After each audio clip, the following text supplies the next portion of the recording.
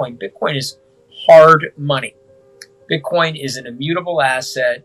There's value on that chain, and that token is part of a digital rail system that has hundreds of millions of people now on that network, a result of which there's value on the chain.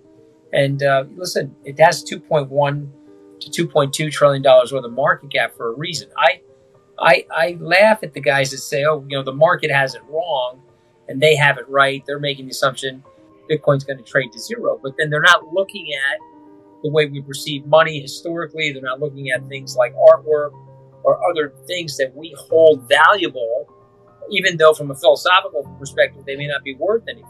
Like think about this, there's a piece of, I don't have any money on me right now because I'm home, but Scaramucci begins with an honest observation. His underestimation of Bitcoin lasted for years. He first learned about it in 2012, but after 8 long years of doubt and lost chances, he finally made the decision in 2020. For what reason does he share? His personal experience demonstrates a crucial point. It's okay to have initial reservations about Bitcoin, but it would be a mistake to completely disregard it. He encourages everyone to learn more about the network, the technology, and the underlying economics rather than dismissing it completely. If you're intrigued by bold predictions and deep financial insights, make sure to like this video, subscribe to the channel, and turn on notifications for more engaging content. Thank you for your support and enjoy the video. What is crypto today? What is Bitcoin today? What does the landscape look like? Well, I guess what I would say to you is that if you're not, listen, I would say this to you. If you don't like crypto, it's totally understandable to me.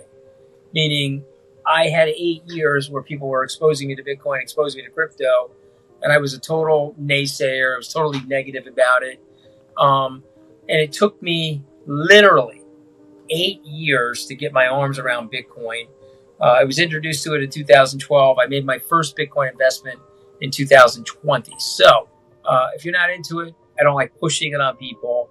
I guess what I would say to people is they should learn about it because it's a technology that I think we're going to be using as it relates to transactions. We're going to use the blockchain for transactions.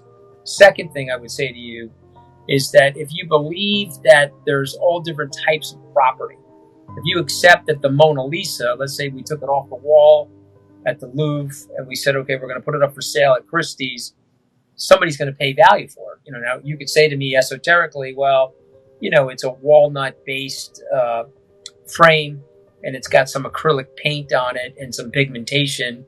It's really not worth anything. Well, there's a lot of groups of people in the world that would disagree with you. They may pay $1, $2, $3 billion for that painting, maybe more. I don't know. Bitcoin is hard money. Bitcoin is an immutable asset. There's value on that chain, and that token is part of a digital rail system that has hundreds of millions of people now on that network, a result of which there's value on the chain. And listen, it has 2.1 to 2.2 trillion dollars worth of market cap for a reason. I laugh at the guys that say, oh, the market has it wrong and they have it right. They're making the assumption Bitcoin's going to trade to zero, but then they're not looking at the way we perceive money historically. They're not looking at things like artwork or other things that we hold valuable, even though from a philosophical perspective, they may not be worth anything.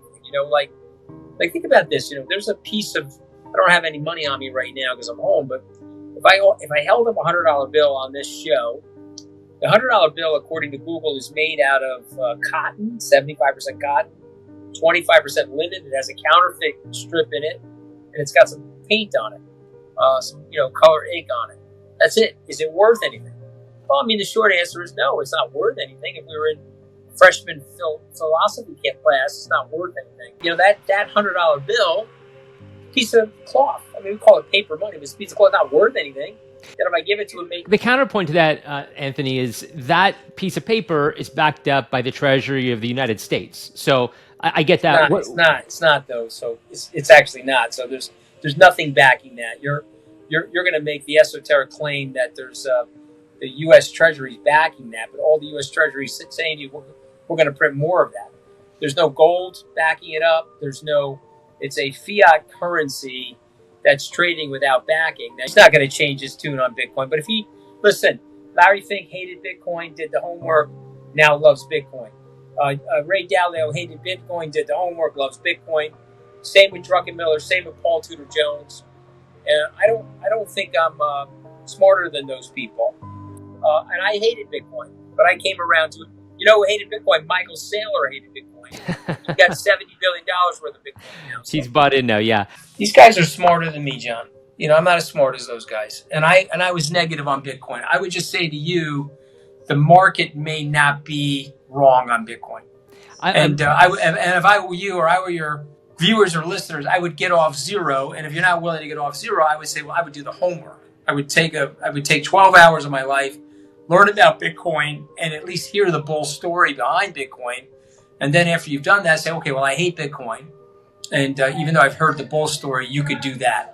Scaramucci also offers some important insights into the upcoming significant change in finance tokenization. Real estate, such as Trump Tower or other desirable properties, may soon be converted into digital tokens that anybody may purchase. The same will apply to conventional assets like stocks and bonds. Tokenization is the future, according to prominent individuals like Larry Fink, because transactions are much more transparent, quicker, and less expensive thanks to blockchain technology. Blockchain is expected to replace today's antiquated and cumbersome financial systems, just like the car replaced the horse-drawn carriage. Please take a moment to like this video, subscribe to the channel, and enable post notifications for future Bitcoin, macroeconomic, and digital asset content before we go any further. Now, let's get into his powerful predictions. And I get that, but here's the thing I would say to you, don't miss it just because you're distracted. And we're very early. Morgan Stanley just did a survey of its clients. 98% of them have no Bitcoin exposure. Yeah. So I don't think that's going to be the case in 10 years. I would say to you that the Trump Tower will be tokenized. Other assets will be tokenized. Stocks and bonds will be tokenized. Larry Fink is telling people that that's going to happen. Again, that's where the world is going. If I was with you, we had horses and carriages, and then somebody came along with a horseless carriage. We may say, oh, that horseless carriage is a fad. That's never going to work. We have a horse and buggy. It works beautifully. But what ends up happening is over time, when the technology is better, we end up using the technology. If I can get to Europe in 8 hours versus taking a steamship over 8 days, well, the chances are more people are probably going to use the 8-hour trip on the airplane than the steamship. And so the blockchain is able to do these transactions very quickly, 100,000 transactions per second on something like Solana. That's faster than the Visa network at a very low cost. And so if you're telling me that we're spending $7 trillion per year in the global economy on transaction verification, if that's the case, then you're telling me we now have a technology that can take that to zero. Well, I think that will happen. So if you don't accept Bitcoin as money, and you don't accept Pokemons as valuable, or Mickey Mantle cards as valuable, or Mona Lisa as valuable, well, bad news, they're all valuable. And again, there's 8 billion people on the planet. You could have 5 billion people think something's not valuable, but 3 billion people think it's valuable. Guess what? It has value. So I'm making a 3-tiered argument. So let's just say you hate Bitcoin. You don't think it's money. Well, I'm telling you, there's only 21 million of them. It's a collectible. So therefore, it has value. Second tier of the argument I'm making is that Bitcoin is money. If you read The Ascent of Money by Neil Ferguson and you went through the historical categories of what money is, Bitcoin hits every one of those. Remember, what is money? It's a technology that we use with each other so that we don't have to barter. And so we have used wampum, we have used seashells, we have used gold or silver coins with emperor stamps on them, and now we're using dead president printed money, or Queen Elizabeth's on the British pound. I think you get my point.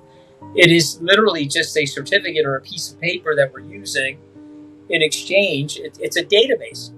Your bank account is a database. So you have digits in your bank account. Are they worth anything? They're just electronic digits. You go onto your bank account. There's plus numbers in your bank account. You want to buy the Mercedes. You take $200,000 out of your bank account. You wire it to the Mercedes guy. His bank account goes up. Your bank account goes down. You get the Mercedes. But are those digits worth anything? Well, it's all, again, I hear you're saying. But let me finish. It's important because if I believe that the digits on the Bitcoin network are worth something, the same way if I believe the US dollar is worth something or the Mona Lisa is worth something, I'll trade for it. Yeah. I'll accept Bitcoin. Listen, you got a guy, probably the smartest person I've met in the world of financial services. His name is Jamie Dimon. He runs the most successful bank in the United States, JP Morgan Chase. He said that Bitcoin, and I repeat, Bitcoin is a Ponzi scheme. Bitcoin is a decentralized pet rock. That's what he said. But you know what he's doing now? He's loaning money on it. You have IBIT shares, which are basically Bitcoin wrapped in an ETF.